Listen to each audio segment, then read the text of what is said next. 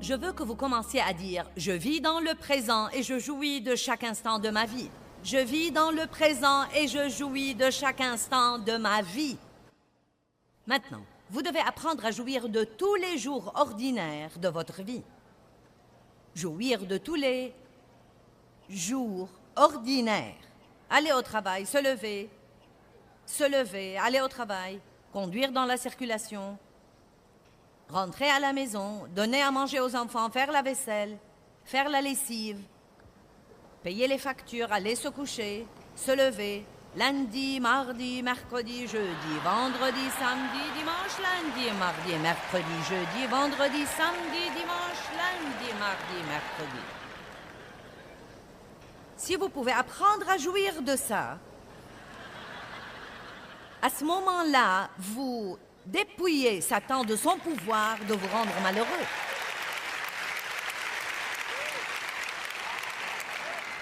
Et je vais vous dire comment faire ça. Commencez à faire tout ce que vous faites chaque jour comme au Seigneur. Et vous pourrez jouir de tout ça parce que vous le faites pour lui, avec lui, à lui et par lui. Tout.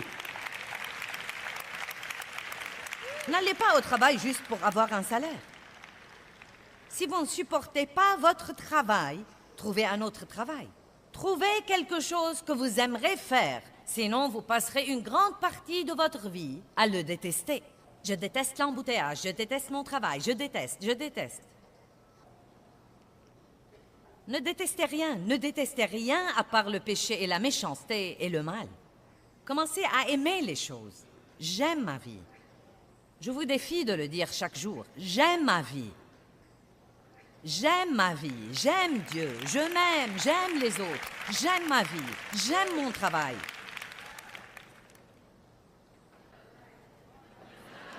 J'aime la lessive. J'aime la vaisselle. Vous allez les faire de toute façon, donc à quoi bon les détester?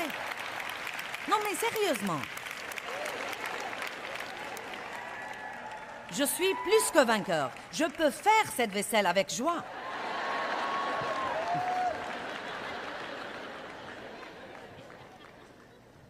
Allez, pour moi, c'est vraiment un défi. Et j'aime les bons défis. J'ai passé une grande partie de ma vie malheureuse et mécontente. Et quand j'ai décidé d'apprendre à aimer la vie, vous voyez, je n'ai jamais eu l'occasion d'être une enfant. Je crois que j'étais une adulte dès l'âge de 3 ans à cause de ce qui s'est passé dans mon enfance. Et je n'ai jamais eu l'occasion d'être une enfant. Donc j'ai découvert comme adulte que je n'avais pas une enfance saine en moi. Je ne savais jouir de rien. Tout pour moi était le travail et la responsabilité, faire quelque chose, avoir un but, passer à la chose suivante. C'était ma vie. Et j'ai décidé, il y a environ 20 ans ou un peu plus, d'apprendre à aimer ma vie. En rentrant à la maison, je vais jouir du trajet, je vais chanter et louer et méditer et aimer Dieu et je vais jouir de mon arrivée. Puis le diable dit, quand tu y arriveras, tu trouveras un grand désordre. Tes enfants n'auront rien fait de ce que tu leur as dit de faire. Et au lieu de penser, quand je passerai cette porte, s'ils n'ont pas fait ce que je leur ai dit de faire, vous savez quoi, ils auront vraiment des ennuis. Non, pensez que ce sera une merveilleuse occasion pour moi de rentrer. Et si je dois donner une correction, je la donnerai dans l'amour, en veillant à ce qu'ils voient la gloire de Dieu sur moi après la conférence.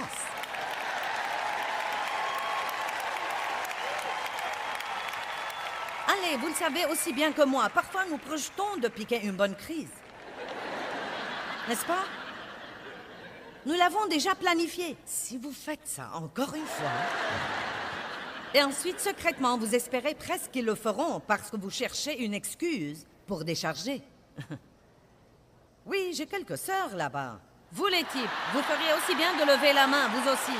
Vous savez exactement de quoi je parle. Bon, bien compris. Faites tout ce que vous faites comme au Seigneur. Dieu, je vais travailler pour toi. Je nettoie cette maison pour toi. Je fais ma lessive pour toi. Je paye mes factures pour être une personne honnête et intègre. Tout ce que je fais, Dieu, je le fais pour toi. Votre vie sera radicalement changée si vous faites ça. Arrêtez de vivre pour les autres et pour les applaudissements que vous croyez que vous aurez d'eux. Et commencez à vivre devant l'œil qui voit tout, qui vous observe tous les jours à chaque instant. 1 Pierre 3, 11, si nous pouvons regarder ce verset. Il nous dit de poursuivre la paix. Nous devons la solliciter et la poursuivre de toute notre force. Qu'il se détourne du mal et qu'il le rejette et qu'il fasse le bien, qu'il recherche la paix, l'harmonie, la tranquillité au milieu des craintes, des passions perturbantes, des conflits moraux, et qu'il la poursuive ardemment.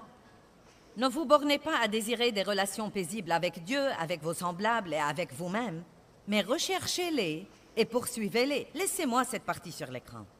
Il parle ici de 3 relations. Nous avons une relation avec Dieu. Nous devons veiller à être en paix avec Dieu. Et ce n'est pas difficile à faire. Le moyen de rester en paix avec Dieu, c'est d'éloigner le péché de votre vie. Et vous faites ça de 2 façons.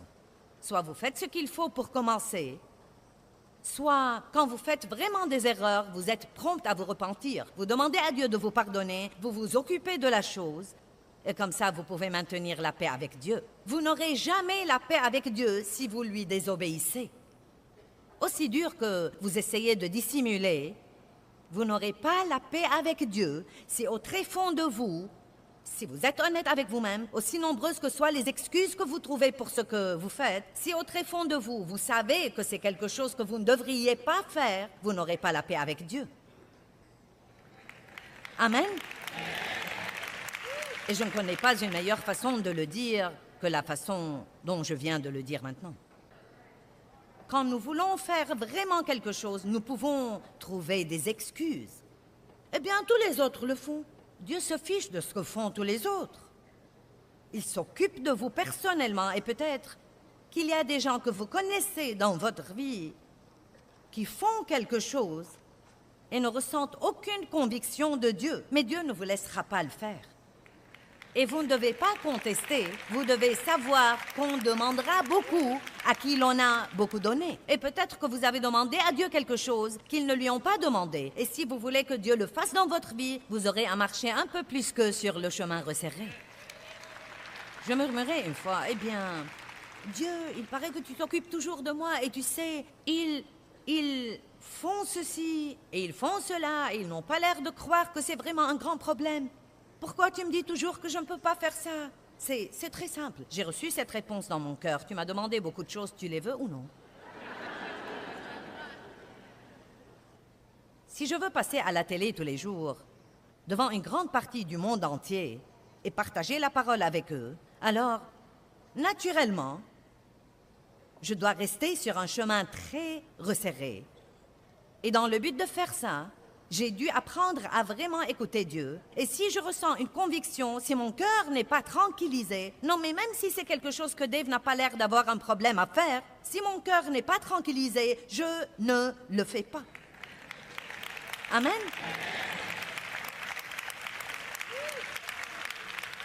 Les gens différents ressentent la conviction pour des choses différentes et c'est une des choses que nous devons surmonter. Ce n'est pas parce que tous les autres peuvent faire quelque chose que vous pouvez le faire. Alléluia. Et, vous ne devez pas les juger parce qu'ils le font.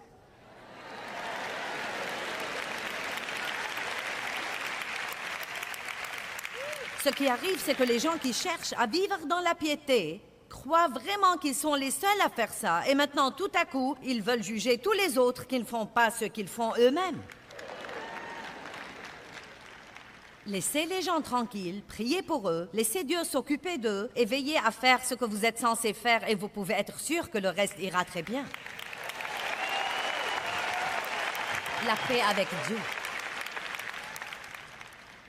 La personne suivante avec qui vous devez veiller à avoir la paix est vous-même. Et je parle beaucoup de ça. J'enseigne beaucoup là-dessus parce que c'était un problème énorme de ma vie et je crois que c'est un problème dans la vie de beaucoup de gens. J'ai eu beaucoup de mal à m'entendre avec les gens et je voulais aimer les gens. Je voulais vraiment être plus gentille et aimable et patiente et miséricordieuse. Et je n'arrivais pas à faire ça et Dieu m'a finalement révélé que je ne pouvais aimer personne parce que je ne m'aimais pas. Et on ne peut pas donner ce que l'on n'a pas.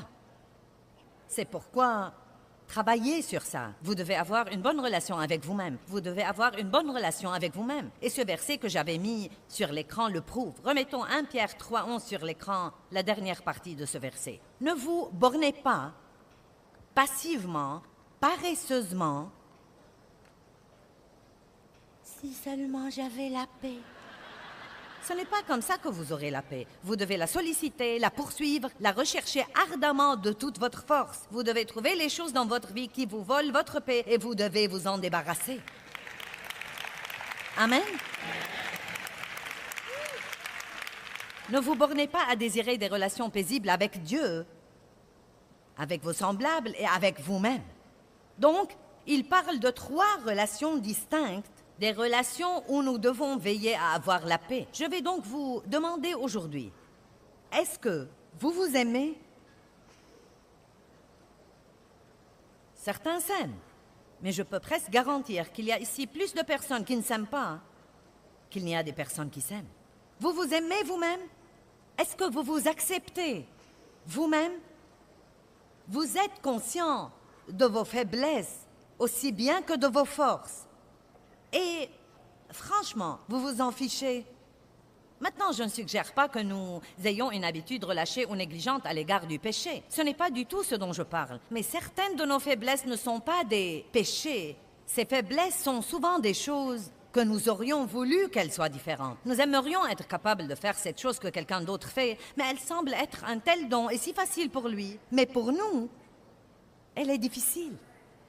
Il est beaucoup plus facile pour mon mari d'être calme et facile à vivre, que ceci ne l'est pour moi.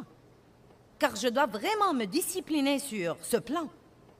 Eh bien, il y a eu plusieurs fois dans ma vie où j'ai souhaité être comme lui. Non, mais je lui ai dit, ce doit être agréable de ne jamais avoir à s'inquiéter de rien, ou même à essayer de ne pas s'inquiéter. Dave a une réponse à tous les problèmes. Déchargez-vous sur lui. Quand j'ai un problème, je ne vais même pas lui demander conseil parce que je sais déjà ce que ça va être. Déchargez-vous sur lui. Et il a raison. Mais il m'est plus difficile de faire ça qu'il ne l'est pour lui. Eh bien, pouvons-nous appeler ça une faiblesse? Je ne sais pas, peut-être. Non, mais il est plus fort que moi sur ce plan. Mais vous savez quoi? Je suis ce que je suis. Vous êtes ce que vous êtes. Je travaillerai là-dessus un peu plus dur. Il y a d'autres domaines dans la vie de Dave où il doit travailler un peu plus dur.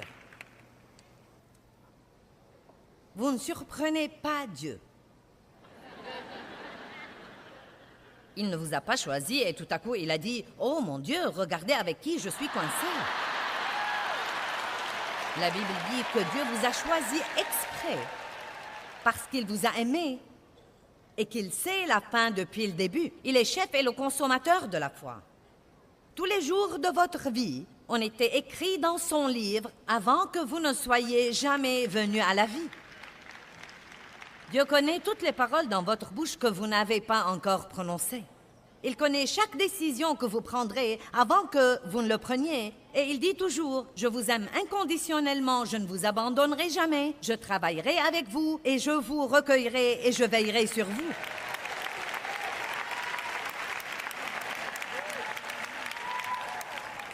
Donc si vous n'avez pas encore fini par vous accepter vous-même, vous devez faire ça. Un des moyens d'avoir la paix avec vous-même, ce n'est pas d'essayer de faire des choses pour lesquelles vous n'êtes pas doué.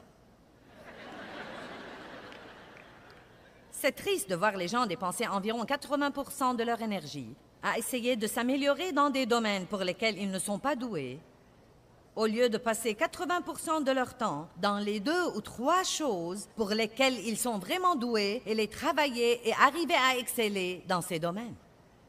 Je suis doué pour parler, donc je parle. Je suis une bouche dans le corps de Christ et je m'exerce régulièrement.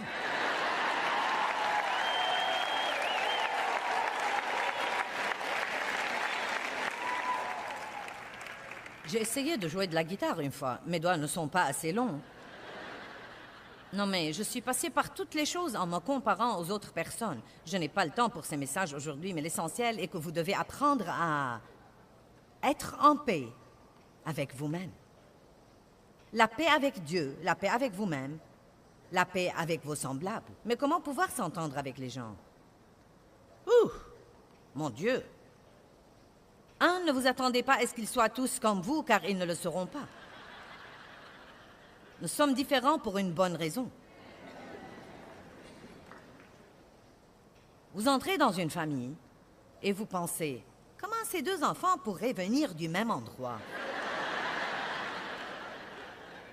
Non, mais ils sont totalement, absolument opposés. Vous êtes comme, d'où êtes-vous venus? D'une autre planète?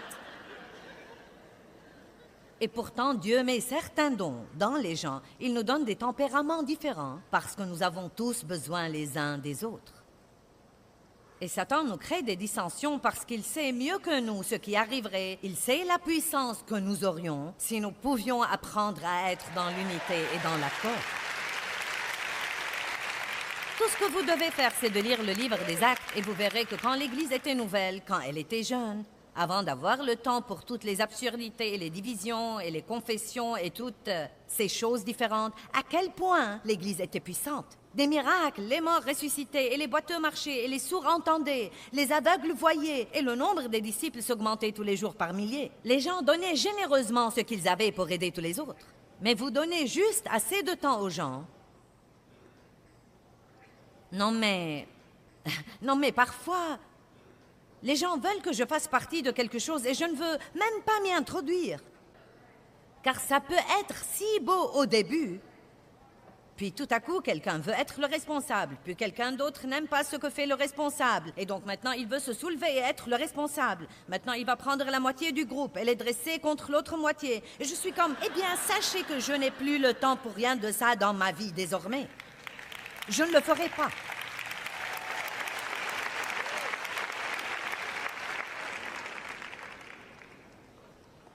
Focalisez sur les bonnes choses chez les gens plutôt que les choses que vous n'aimez pas et il vous sera facile d'être en paix avec eux. Apprenez à vous adapter aux autres personnes. Ça me donne la chair de poule de dire ça. La première fois où j'ai vu ce verset dans la Bible comme quoi la femme devrait s'adapter à son mari, j'ai pensé, non mais vous êtes vraiment sérieux? Dites-moi que vous plaisantez. J'ai dû apprendre que tout ne devait pas être comme je voulais, et parfois Dieu ne me laissait pas faire à mon idée, et qu'il voulait être sûr de ça pour qu'il puisse voir comment j'agirais. Notre façon d'agir sous pression révèle le vrai nous, qui nous sommes vraiment. Et nous révèle beaucoup de choses dans notre vie dont nous devons encore nous occuper. Et vraiment, quand vous êtes dans une situation délicate et que vous agissez mal, vous ne devez même pas vous déprimer. Vous devez dire, Dieu, je crois que je peux toujours voir ce que nous avons à traiter. Merci pour me l'avoir montré, au moins je ne suis plus trompée.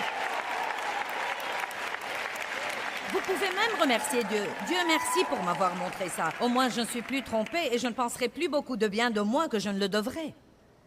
C'est exactement pourquoi, dans Jacques 1, il dit « Prenez de très bon cœur toutes les épreuves par lesquelles vous passez, sachant que le texte auquel votre foi est soumise produit la patience. » J'ai trouvé que ça a produit beaucoup de trucs pour moi avant d'en arriver à la patience. Non, mais beaucoup de trucs. À ce moment-là, revenez à « Je suis satisfait et stable émotionnellement. Je suis satisfait et... » Vous voyez, je vous donne l'équipement. Les choses ne vont pas comme vous voulez, vous ressentez, les émotions. Il faut faire quelque chose avant qu'elles n'arrivent à votre bouche. Une fois qu'elles arrivent là, c'est trop tard. Maîtrisez-les quand elles sont toujours quelque part là.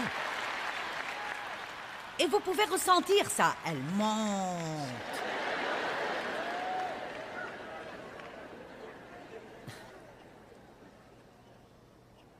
1 Corinthiens 10, 33.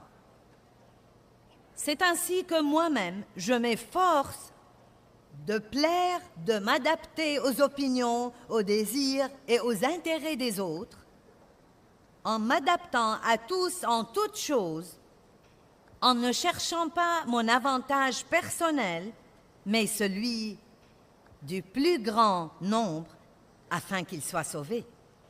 Paul a dit, « Je travaille très dur pour ne pas être si imbu de moi-même et si égoïste et égocentrique pour croire que je devais faire à mon idée tout le temps. Si quelqu'un a une opinion qui diffère de la mienne, je n'en fais pas tout un plat, je le laisse avoir son opinion. Pourquoi nous travaillons si dur à essayer de faire que tout le monde pense comme nous pensons? Vous savez quoi? Je vais vous révéler un secret, c'est gratuit. Ils sont tous gratuits, mais je vais vous dire ceci. Vous pourrez accroître votre paix immédiatement si vous prenez aujourd'hui la décision de ne jamais plus donner votre opinion à quelqu'un à moins qu'il ne vous la demande.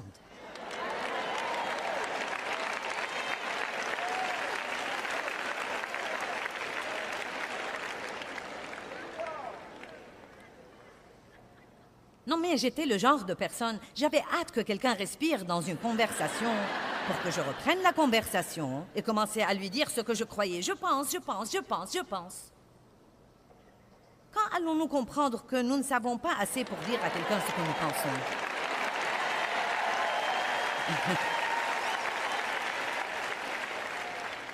Maintenant, voici un autre moyen d'avoir la paix avec les autres. Celui-ci est génial. Ne passez pas excessivement de temps avec des gens qui ne vous plaisent pas, tout simplement.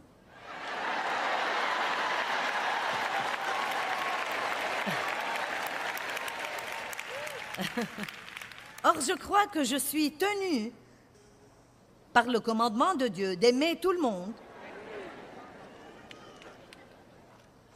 Mais ils ne doivent pas tous me plaire nécessairement. Non, mais il y a beaucoup de personnes que vous n'aimez vraiment pas fréquenter, autant que d'autres personnes. Et franchement, je connais des gens, non mais vraiment des gens avec qui je ne voudrais même pas aller prendre un déjeuner. Mais si je sais qu'ils ont un problème et que je pourrais les aider, j'irai pour les aider. Je sacrifierai pour les aider. Je prierai pour eux. Mais ce n'est pas vraiment la meilleure relation où j'investirai beaucoup de temps. Non pas que je ne veuille pas les aider, j'essaierai de les aider autant que je peux. Mais j'ai une personnalité très franche, hardie, agressive, plutôt une personnalité dominante. Et si je côtoie quelqu'un qui a peur de moi, cela me rend vraiment nerveuse tout le temps. Ensuite, je sens que je dois marcher sur la pointe des pieds autour d'eux tout le temps. Et je ne peux pas supporter ça. Car à ce moment-là, je sens que pour qu'ils soient eux, je ne pourrais pas être moi. Et nous ne devons pas faire ça aux gens. J'ai dit que nous ne devons pas faire ça aux gens. Ne soyez pas le genre de personne qui est si susceptible que tout le monde doit marcher sur des œufs et s'assurer que vous allez bien tout le temps. Donc surmontez-vous. Vous n'êtes pas obligé d'être le meilleur ami de tout le monde. C'est comme ça que la Bible le dit dans le livre des Proverbes. Elle dit « Mets rarement le pied dans la maison de ton prochain. »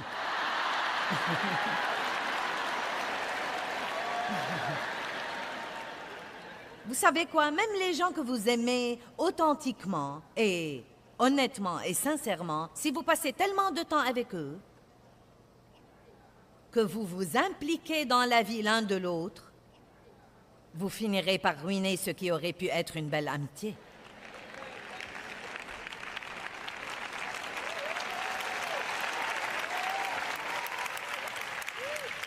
Vous ne devez pas tout savoir sur tout le monde. Apprenez à jouir de la paix avec Dieu et avec vous-même, et la paix avec vos semblables. Et je voudrais que vous arriviez au point où la première chose à laquelle vous pensez et que vous dites tous les matins quand vous vous levez est ce qui suit. Je vais faire passer Dieu avant tout dans ma vie, dans tout ce que je fais.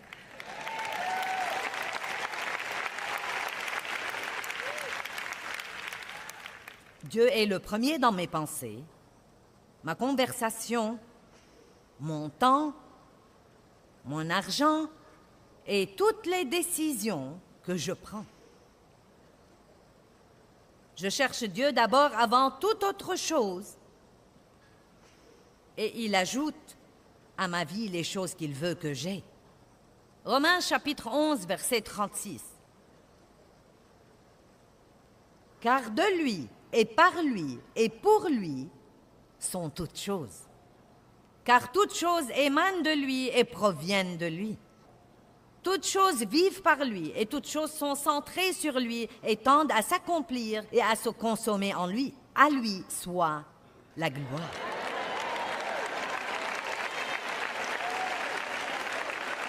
Et donc vraiment, quand on regarde d'un peu plus près, il ne s'agit que de Jésus.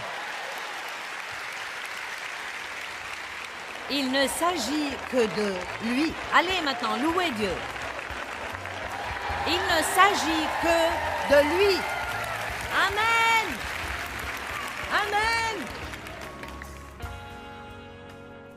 Je crois que nous pouvons correctement dire que Dieu est un Dieu relationnel. Il s'intéresse aux relations. En fait, je crois que la raison pour laquelle Dieu a créé l'homme pour commencer était pour avoir quelqu'un sur qui répandre son amour et quelqu'un avec qui être en relation, quelqu'un avec qui communier. Et je dis tout le temps, Jésus n'est pas mort pour que nous puissions tous avoir une religion, mais il est mort pour que nous puissions avoir une relation personnelle avec Dieu le Père, par lui. Et vous savez quoi? Dieu se soucie non seulement de notre relation avec lui, mais encore de toutes nos relations. Je crois en fait que la Bible est en grande partie un livre sur les relations. Et la Bible nous enseigne que nous devons aimer Dieu, nous aimer nous-mêmes et aimer vraiment les autres. Et je fais beaucoup d'enseignements sur ce thème, et j'ai fini par comprendre de ma propre vie, et je le partage avec les autres, que nous devons recevoir l'amour de Dieu comme un don gratuit, lui rendre son amour, laisser cet amour nous guérir pour que nous puissions avoir la confiance et savoir qui nous sommes en Christ et avoir une bonne relation avec nous-mêmes. Et à partir de là, nous pouvons commencer à aimer les autres.